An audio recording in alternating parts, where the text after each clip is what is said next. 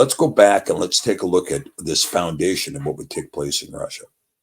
Because remember that there are many indigenous peoples living in Asia, all the way from the Alaskan coast, all the way across, what they call the Russian Far East, into the central Russia, which they call the Sibir or Siberia. That's central Russia, not the Russian Far East. The Russian Far East is different than Siberia. Siberia is the mid part of Russia. Okay, so you see Magadan over here, Yakutsk, Magadan, Khabarovsk, right? Right. Mm-hmm. Okay, and so these from about Yakutsk over, that's actually the Russian Far East. The center part here, going all the way to the Urals, is Siberia. Okay. Siberia. Okay, and this is dominated by what they call the taiga. And the taiga is this vast, huge, massive forest. How big is the forest? About 4 times as big as the continental United States. Wow. That's how big the taiga is. Yeah, it's huge. Okay. So you have all these indigenous people that are living there. Many of them are reindeer people. There are people that are Laplanders. They're nomadic. They're, all these indigenous tribes who have learned to live in 90 below zero weather. Right. Right. And so these are these peoples. And so you have, and then there are the people groups that were taken out of the northern kingdom of Israel, the 10 tribes. Right. Some of those tribes were taken up into the southern underbelly. So for instance, go ahead.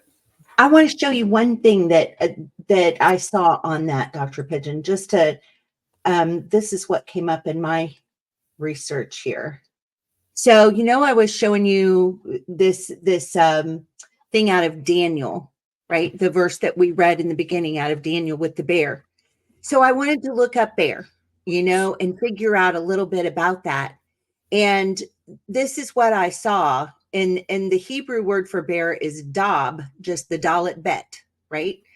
And then we've got so I take it to the primitive root, which is just how I study.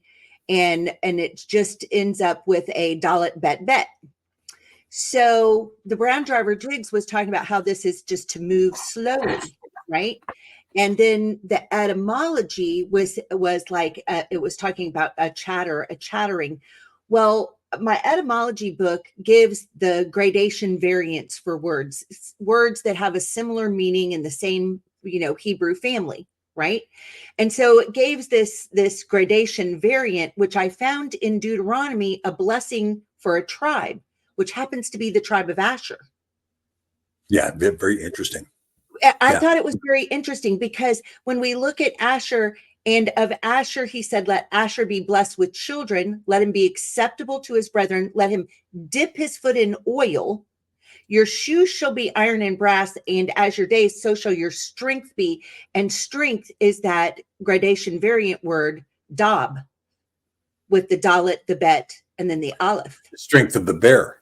Right. A quiet strength is what we're seeing. And I thought that was very interesting that there may be a connection there. Yeah. And I think there is. I mean, it's very good. There's a very good chance because Asher, of course, was, Asher on one hand were port managers, right? They were port managers and they managed Tyre, Sidon. They would come to manage Athens. They would come to manage Venice. They would come to manage Barcelona. Wow. And these people, and it's very interesting because the Venetians are a distinct group of people from the Italians. The Venetian language is distinct.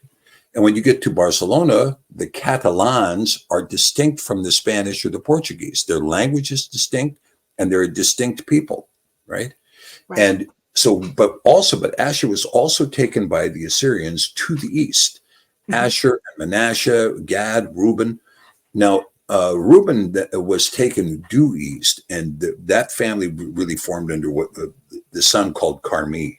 And he formed a town called Carmani that Josephus would refer to as Germany. Germany.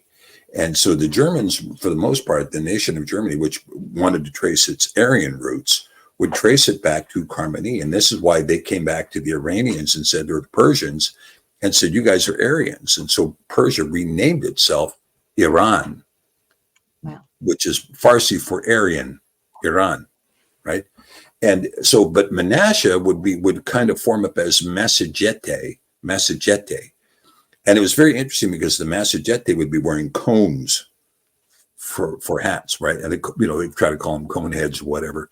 But the Massagette were up in, and they were ferocious fighters. That's why Menashe was placed where it was, to be the bulwark fighters, because they beat Og of Bashan by themselves.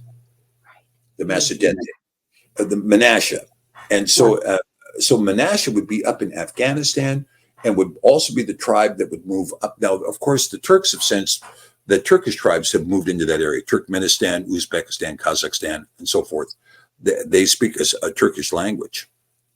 But the Afghanis, on the other hand, are Massagette, or the tribe of Menashe, and they would defeat Alexander the Great.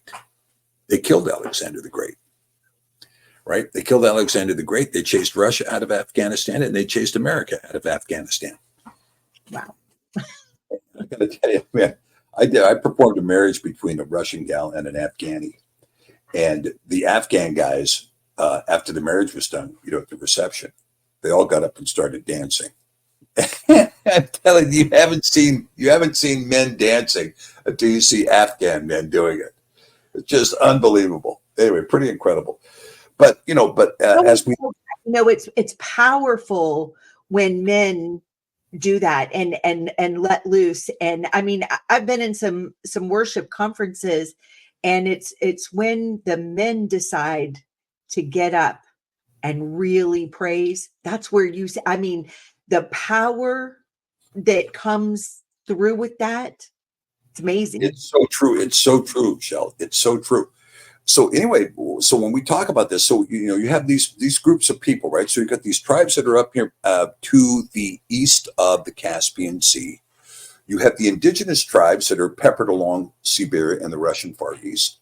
And then you have this group of people that are really probably the House of Asher, but also maybe the House of Medea, the Medes that were also up in this area, the House of Gimer that was up in this area, or Gomer, right? And these houses were also present. But the Nordic houses, which are primarily the House of Dan, would be coming down from a town called Novgorod, and they would be meeting with the Kievan Rus in Kiev. And there was a pathway of transit that went from Novgorod to Odessa.